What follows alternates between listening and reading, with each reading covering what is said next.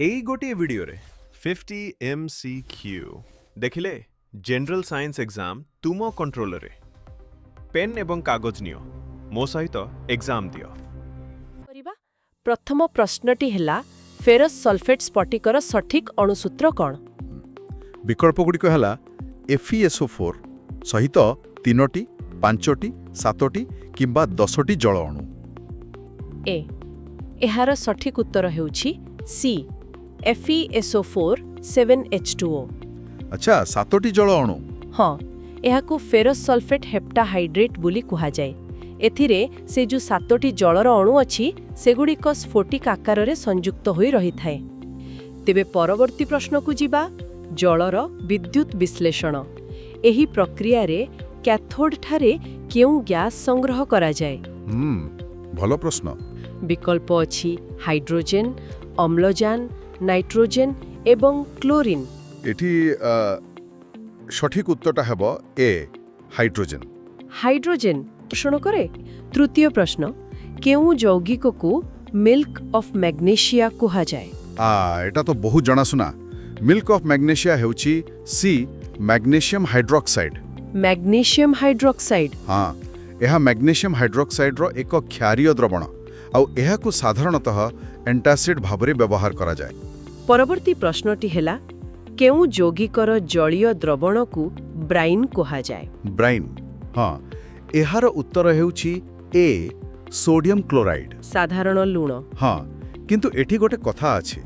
ପାଣିରେ ସାଧାରଣ ଲୁଣ ବା ସୋଡିୟମ୍ କ୍ଲୋରାଇଡ୍ର ଯେକୌଣସି ଦ୍ରବଣକୁ ବ୍ରାଇନ୍ କୁହାଯାଏନି। ଆଚ୍ଛା, ଯେତେବେଳେ ତାର ସାନ୍ଦ୍ରତା ବହୁତ ଅଧିକ ଥାଏ ସେହି ଉଚ୍ଚ ସାନ୍ଦ୍ରତା ବିଶିଷ୍ଟ ଦ୍ରବଣକୁ ହିଁ ବ୍ରାଇନ୍ କୁହାଯାଏ। ବୁଝିଗଲି।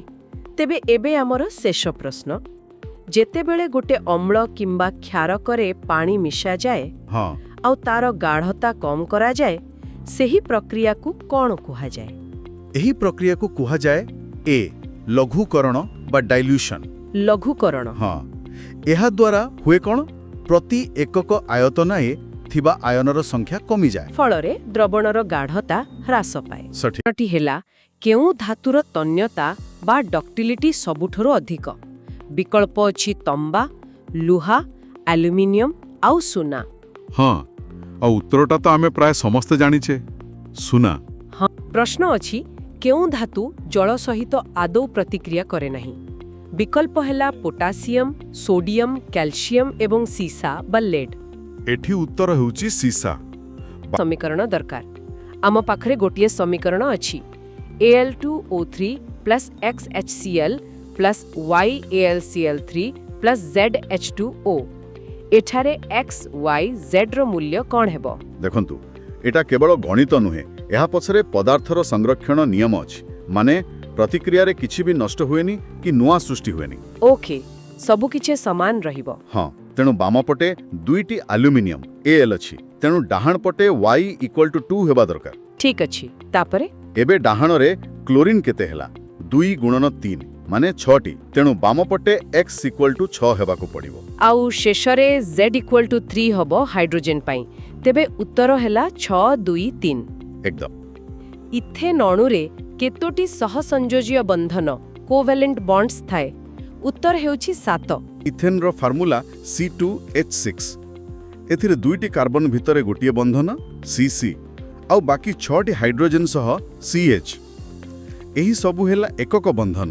ଆସୁଛି ଆମର ଶେଷ ପ୍ରଶ୍ନ, ବନସ୍ପତି ତେଲର ହାଇଡ୍ରୋଜେନୀକରଣ ପାଇଁ କେଉଁ ଧାତୁ ଉତ୍ପ୍ରେରକ ବା କାଟାଲିଷ୍ଟ ଭାବେ କାମ କରେ? ଆଉ ଉତ୍ତର ହେଉଛି ନିକେଲ। କରିବା। ପ୍ରଶ୍ନଟି ହେଉଛି, ପ୍ରୋପାଇନ୍ ବା ପ୍ରୋପାଇନ୍ର ଗୋଟିଏ ଅଣୁରେ ମୋଟ କେତୋଟି ସହସଂଯୋଜୀୟ ବନ୍ଧ ଥାଏ?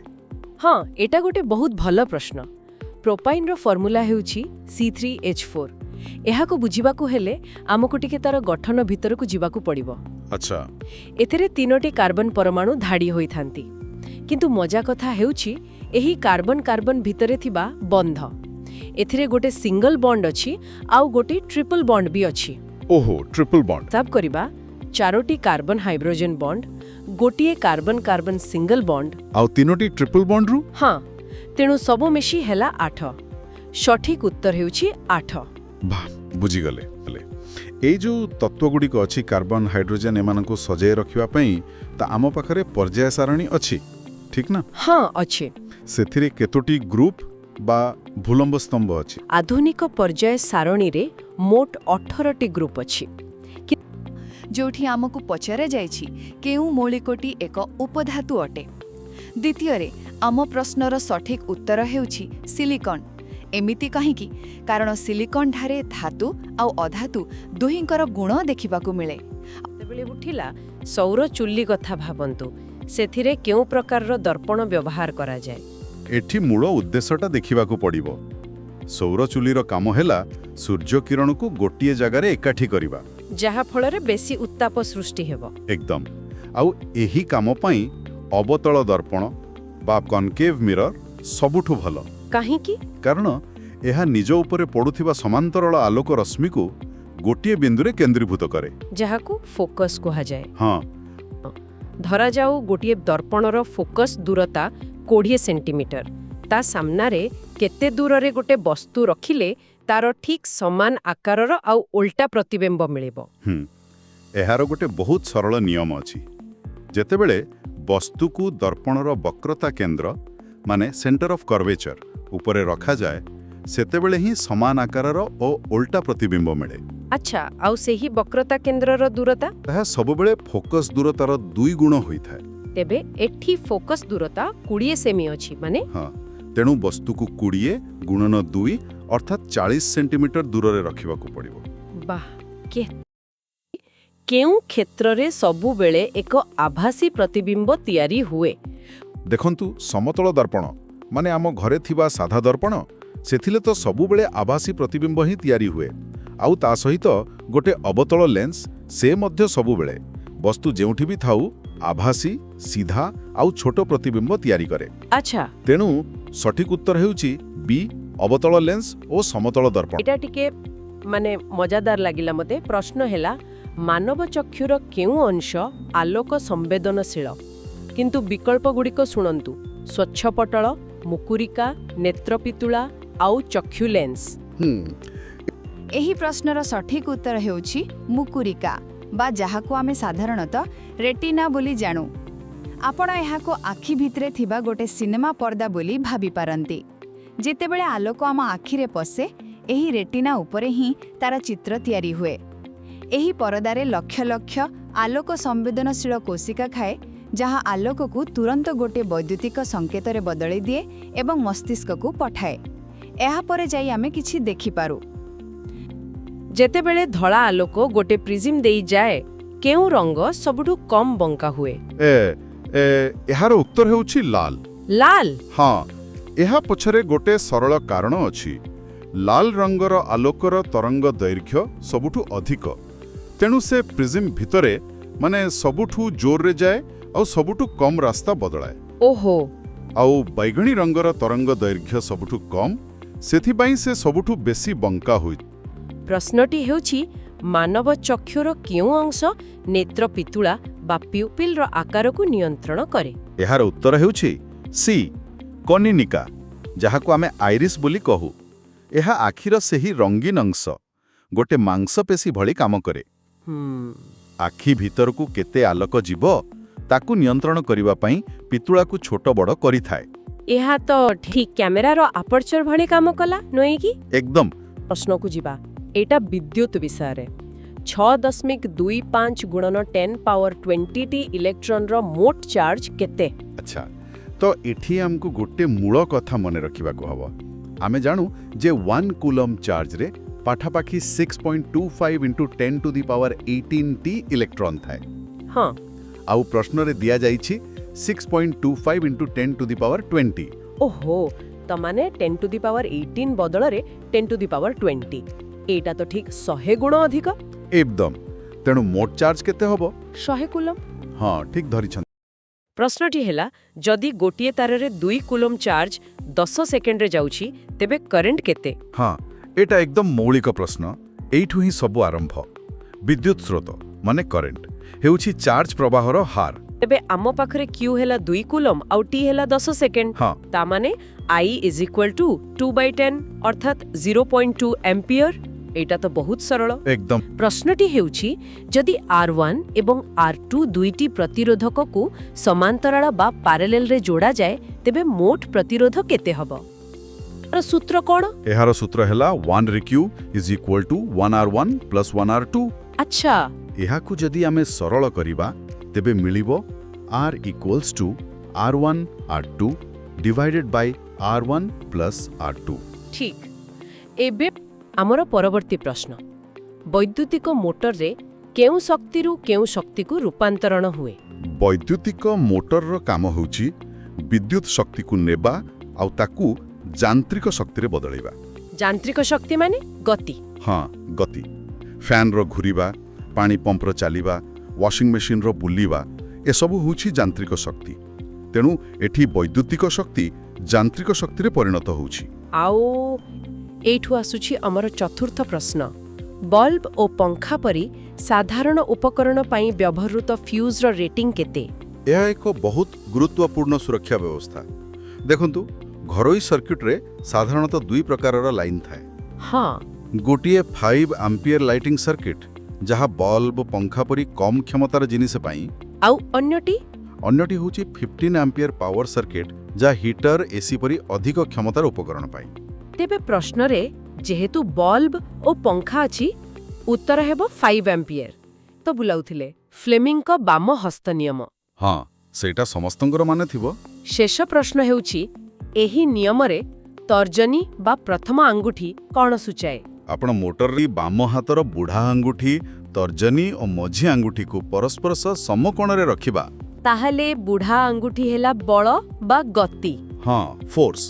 ମଝି ଆଙ୍ଗୁଠି ହେଲା ବିଦ୍ୟୁତ୍ ସ୍ରୋତ ମାନେ କରେଣ୍ଟ, ଆଉ ତର୍ଜନୀ ଆଙ୍ଗୁଠି ହେଲା ଚୁମ୍ବକୀୟ କ୍ଷେତ୍ର ଫିଲ୍ଡ। FMC ଫାଦର ମଦର ଚାଇଲ୍ଡ। ତେଣୁ ଏହି ପ୍ରଶ୍ନର ସିଧାସଳଖ ଉତ୍ତର ହେଉଛି ତର୍ଜନୀ ଚୁମ୍ବକୀୟ କ୍ଷେତ୍ରର ଦିଗକୁ ସୂଚାଏ। ଏକଦମ।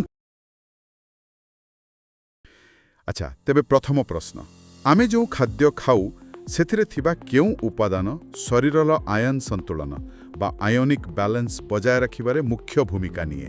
ଏହା ଏକ ବହୁତ ଗୁରୁତ୍ୱପୂର୍ଣ୍ଣ ପ୍ରଶ୍ନ। ଏହାର ଉତ୍ତର ହେଉଛି ଧାତୁସାର ବା ମିନେରାଲ୍ସ। ଧାତୁସାର, ଯେମିତିକି ସୋଡିୟମ, ପୋଟାସିୟମ। ଏକଦମ। ସୋଡିୟମ ପୋଟାସିୟମ ଭଳି ଖଣିଜ ଲବଣ ଆମ ଶରୀରରେ ଇଲେକ୍ଟ୍ରୋଲାଇଟ୍ ଭାବରେ କାମ କରନ୍ତି। ମାନେ ସେଗୁଡ଼ିକ ଆମ କୋଷରେ ତରଳ ପଦାର୍ଥର ସନ୍ତୁଳନ ରକ୍ଷା କରନ୍ତି। ଏହା ବିନା ସ୍ନାୟୁ ସଂକେତ ପଠାଇବା ସମ୍ଭବ ନୁହେଁ। ଓହୋ, ବୁଝିଲି। ତେବେ ପରବର୍ତ୍ତୀ ପ୍ରଶ୍ନ, ନିମ୍ନୋକ୍ତ ମଧ୍ୟରୁ କେଉଁଟି ଏକ ମିଶ୍ରିତ ଗ୍ରନ୍ଥି? ଉତ୍ତରଟି ହେଉଛି ଅଗ୍ନାଶୟ ବା ପ୍ୟାଙ୍କ୍ରିଆସ୍। ଆଚ୍ଛା, ଅଗ୍ନାଶୟ।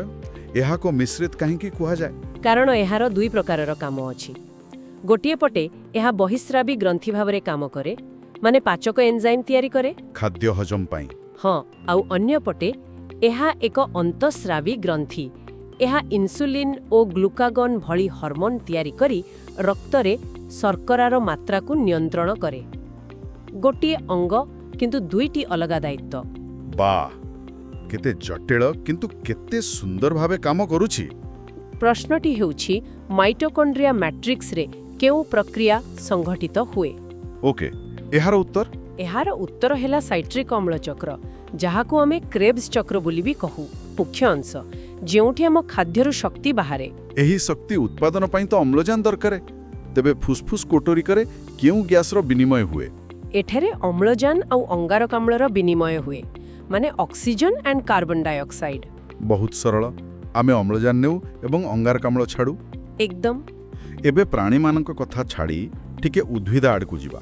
କେଉଁ ଯନ୍ତ୍ର ସାହାଯ୍ୟରେ ମୂଳଜ ଚାପ ମପାଯାଏ? ମୂଳଜ ଚାପ ମାପିବା ପାଇଁ ମ୍ୟାନୋମିଟର ବ୍ୟବହାର କରାଯାଏ। ମ୍ୟାନୋମିଟର। ଗୋଟେ କଥା, ଯେତେବେଳେ ଆମର କେଉଁଠି କ୍ଷତ ହୁଏ ରକ୍ତ ତୁରନ୍ତ ଜମାଟ ବାନ୍ଧିଯାଏ, କିନ୍ତୁ ଶିରା ଓ ଧମନୀ ଭିତରେ କାହିଁକି ଜମାଟ ବାନ୍ଧେନି? ବହୁତ ଭଲ ପ୍ରଶ୍ନ।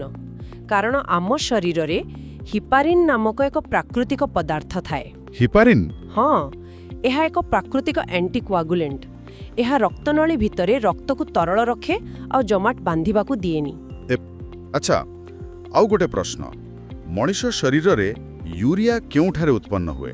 ୟୁରିଆ ଏହା ମୁଖ୍ୟତଃ ଯକୃତରେ ମାନେ ଲିଭରରେ ତିଆରି ହୁଏ। ଯକୃତରେ? ହଁ, ଆମ ଶରୀରରେ ଯେଉଁ ବିଷାକ୍ତ ଆମୋନିଆ ତିଆରି ହୁଏ, ଯକୃତ ତାକୁ ୟୁରିଆ ଚକ୍ର ମାଧ୍ୟମରେ କମ୍ କ୍ଷତିକାରକ ୟୁରିଆରେ ବଦଳାଇ ଦିଏ ପରେ ତାହା ବ୍ରୁକକ୍ ଦ୍ୱାରା ଛଣା ହୋଇ ବାହାରିଯାଏ। ବହୁତ ଭଲ। ଏବେ ଲେମ୍ବୁ କଥା ଆସିବା। ଲେମ୍ବୁରେ କେଉଁ ଅମ୍ଳ ଥାଏ? ଏଇଟା ବୋଧେ ସହଜ। ହଁ, ଏଇଟା ବହୁତ ସାଧାରଣ ପ୍ରଶ୍ନ। ଲେମ୍ବୁରେ ଥାଏ ସାଇଟ୍ରିକ୍ ଅମ୍ଳ, ସିଟ୍ରିକ୍ ଏସିଡ୍। ଠିକ୍। ଆଉ ଏବେ ଆସନ୍ତୁ ଆମ ଶରୀରର କଣ୍ଟ୍ରୋଲ ସିଷ୍ଟମ କଥା ଜାଣିବା। ଆମ ଶରୀରର ଶ୍ୱାସକେନ୍ଦ୍ର ଓ ହୃଦକେନ୍ଦ୍ର କେଉଁଠି? ଏହା ହେଉଛି ସୁଷୁମ୍ନା ଶୀର୍ଷ ବା ମେଡ୍ୟୁଲା ଅବ୍ଲଙ୍ଗାଟା। ମେଡୁଲା ଅବ୍ଲଙ୍ଗାଟା। ଏହା କ'ଣ କରେ? ଏହା ମସ୍ତିଷ୍କର ଏକ ଅଂଶ ଯାହା ଶ୍ୱାସକ୍ରିୟା ଓ ହୃଦସ୍ପନ୍ଦନ ଭଳି ଅନୈଚ୍ଛିକ କାର୍ଯ୍ୟକୁ ନିୟନ୍ତ୍ରଣ କରେ। ଆମେ ନ ଚାହିଁଲେ ବି ଏ କାମଗୁଡ଼ିକ ଚାଲିଥାଏ। ତାହେଲେ ସ୍ନାୟୁକୋଷର ଯେଉଁ ଶାଖା ପରି ତନ୍ତୁ ଥାଏ ତାକୁ କ'ଣ କହନ୍ତି? ତାକୁ ଡେଣ୍ଡ୍ରାଇଟ୍ କୁହାଯାଏ। ଏଗୁଡ଼ିକ ସ୍ନାୟୁକୋଷର ଆଣ୍ଟେନା ଭଳି ଅନ୍ୟ କୋଷରୁ ସଂକେତ ଗ୍ରହଣ କରନ୍ତି। ଆଚ୍ଛା, ଏବେ ପୁଣି ଥରେ କୋଷ ବିଭାଜନକୁ ଫେରିବା। ଅର୍ଦ୍ଧ ବିଭାଜନର କେଉଁ ଉପାବସ୍ଥାରେ ପାରାନ୍ତରଣ ବା କ୍ରସିଂ ଓଭର ଦେଖାଯାଏ? ଏହା ପ୍ୟାକିଟିନ୍ ଉପାବସ୍ଥାରେ ଦେଖାଯାଏ। ପ୍ୟାକେଟିନ୍। ଏହି ପାରାନ୍ତରଣ ପ୍ରକ୍ରିୟାଟା ପ୍ରକୃତରେ କ'ଣ? ଏହା ଏକ ବହୁତ ମଜାଦାର ପ୍ରକ୍ରିୟା। ଏଠାରେ ଦୁଇଟି କ୍ରୋମୋଜୋମ୍ ମଧ୍ୟରେ ଜେନେଟିକ୍ ପଦାର୍ଥର ଆଦାନ ପ୍ରଦାନ ହୁଏ। ଏହା ଯୋଗୁଁ ହିଁ ଜେନେଟିକ୍ ବିବିଧତା ସୃଷ୍ଟି ହୁଏ। ବୁଝିଲେ? ହଁ, ମାନେ ଆମେ ଆମ ବାପା ମାଙ୍କର ହୁବହୁ ନକଲ ନ ହୋଇ ଏକ ନୂଆ ମିଶ୍ରଣ ହୋଇଥାଉ। ଏକଦମ ଠିକ୍। ଆମର ଶେଷ ପ୍ରଶ୍ନ, ଇଷ୍ଟ କେଉଁ ପ୍ରକ୍ରିୟାରେ ବଂଶ ବିସ୍ତାର କରେ? ଇଷ୍ଟ ମୁଖ୍ୟତଃ କଳିକନ୍ ବା ବଡିଂ ପ୍ରକ୍ରିୟାରେ ବଂଶ ବିସ୍ତାର କରେ। ଏହା ଏକ ପ୍ରକାରର ଅଲୈଙ୍ଗିକ ପ୍ରଜନନ। ପ୍ରଶ୍ନ ହେଉଛି, କେଉଁ ପ୍ରାଣୀର ପ୍ରାକୃତିକ ମୃତ୍ୟୁ ହୁଏ ନାହିଁ? ଆଚ୍ଛା, ବିକଳ୍ପଗୁଡ଼ିକ ହେଲା ପାରାମେସିୟମ୍, ଆମିବା, ୟୁଗ୍ଲିନା ଆଉ ହାଇଡ୍ରା। ଏଇଟା ଗୋଟେ ବହୁତ ଭଲ ପ୍ରଶ୍ନ। ଏହାର ଉତ୍ତର ହେଉଛି ବି, ଆମିବା। ଆମିବା କେମିତି? କାରଣ ଏହା ଏକ ଏକକୋଷୀୟ ଜୀବ। ଏହା ଦୁଇ ବିଭାଜନ ପ୍ରକ୍ରିୟାରେ ନିଜର ବଂଶ ବୃଦ୍ଧି କରିଥାଏ। ବୁଝିଲି। ତାହେଲେ ଜୈବିକ ଭାବେ ଏହା ଅମର। ଏଇଠୁ ବୋଧେ ତେବେ ପ୍ରତିବର୍ଷ ବିଶ୍ୱ ଏଡ୍ସ ଦିବସ କେବେ ପାଳନ କରାଯାଏ? ଏହା ହେଉଛି ଡିସେମ୍ବର 1 ତାରିଖ। ଡିସେମ୍ବର 1। ଆନୁବଂଶିକ ବିଜ୍ଞାନର ଜନକ କିଏ? ଏହାର ଉତ୍ତର ତ ବହୁତ ସିଧା। ଏହା ହେଉଛନ୍ତି ଗ୍ରେଗର ମେଣ୍ଡେଲ। ମେଣ୍ଡେଲ। ହଁ, ଆଉ ତାଙ୍କର ସେହି ଏକ ସଂକରଣ ପରୀକ୍ଷଣର ଅନୁପାତ? ସେଇଟା ଥିଲା 3.1।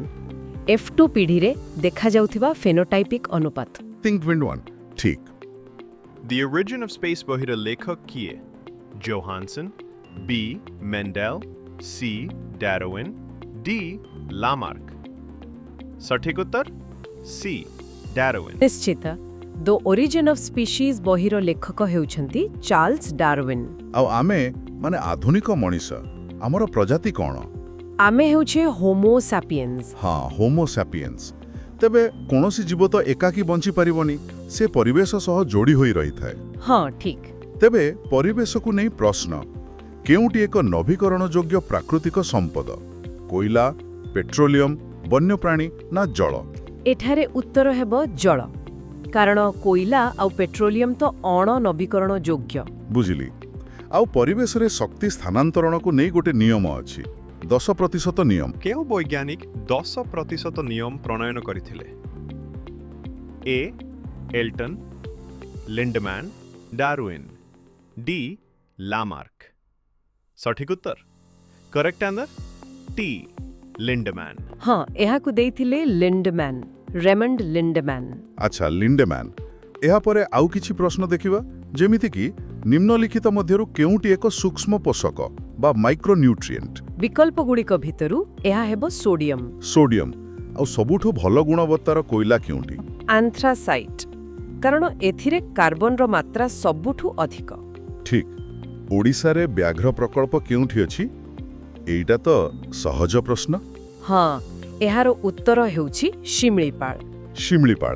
ତେବେ ଦେଖନ୍ତୁ, ପରିବେଶ ସନ୍ତୁଳନ ଭିତରେ ମଣିଷର ସ୍ୱାସ୍ଥ୍ୟ ମଧ୍ୟ ଏକ ବଡ଼ କଥା, ବିଶେଷ କରି ମହାମାରୀ। ନିଶ୍ଚିତ। ଆଉ ଆମ ସମୟର ସବୁଠୁ ବଡ଼ ମହାମାରୀ କୋଭିଡ୍-19। ହଁ, ଏହାକୁ କେଉଁ ମସିହାରେ ବିଶ୍ୱ ମହାମାରୀ ଘୋଷଣା କରାଗଲା? ଏହାକୁ 2020 ମସିହାରେ WHO ଦ୍ୱାରା ଘୋଷଣା କରାଯାଇଥିଲା। ଆଉ ଏହାର ଅବ୍ୟକ୍ତ ଅବଧି ବା ଇନକ୍ୟୁବେସନ୍ ପିରିୟଡ଼ କେତେ ଦିନ ଥିଲା? ମାନକ ଅବଧି ହିସାବରେ ଏହା 1 ରୁ 14 ଦିନ ଧରାଯାଏ। ତାହେଲେ